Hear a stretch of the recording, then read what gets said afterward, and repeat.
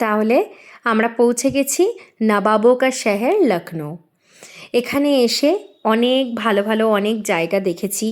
আমরা নিচে নেমেও দেখেছি, কাকু আমাদেরকে অনেক জায়গায় দাঁড় করিয়ে অনেক কিছু দেখিয়েছে।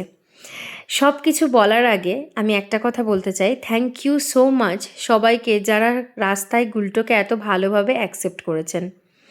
অনেক ভালোবাসা পেয়েছে আমাদের গুলটো এবং অনেক হেল্প পেয়েছি আমরা দুজন। আমরা ভেবেছিলাম আমরা দুজন ওকে নিয়ে প্রথমবারের মতো এত দূরে বেরোচ্ছি, কিভাবে সব কিছু ট্যাকল করব খুবই ভয় পাচ্ছিলাম, কিন্তু না, সত্যি রাস্তায় অনেক ভালো মানুষ পাওয়া যায়। যাই হোক, কথা বলতে বলতে পৌঁছে গেলাম আমাদের হোটেল এভেন্টে। Event dog friendly hotel. আমি ডগ ফ্রেন্ডলি যে কটা হোটেল বুক করেছিলাম লখনৌ, অযোধ্যা আর বারাণসীতে, সমস্তটার ডিটেলস তোমাদেরকে দিয়ে দেবো। এটা হচ্ছে আমাদের লখনৌয়ের রুম ট্যুর।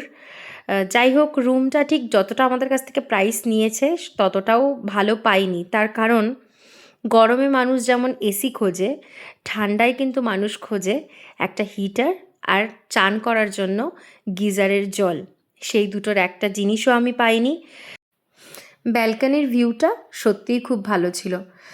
लखनऊ आए और लखनऊ का बिरयानी नहीं खाए तो कैसे होगा, लेकिन इतना ठंडी है কি আমি কোপ আপ করতে পারিনি। যাই হোক, তাই রুমেই অর্ডার করে নিয়েছিলাম চাউমিন আর চিকেন, লখনৌয়ের স্পেশাল মালাই চা উইথ ভাঁড়। যাই হোক, আর রাত্রে ডিনারটা সেরেছিলাম তন্দুরি মালাই কাবাব, আর জীবনে প্রথমবার মাটন গালৌটি কাবাব ট্রাই করেছিলাম, লখনৌই মাটন নবাবি বিরিয়ানি, আর কোক দিয়ে রাতের ডিনারটা শেষ করেছিলাম। প্লিজ পাশে থেকো, আরও অনেক কিছু আসতে চলেছে। টাটা।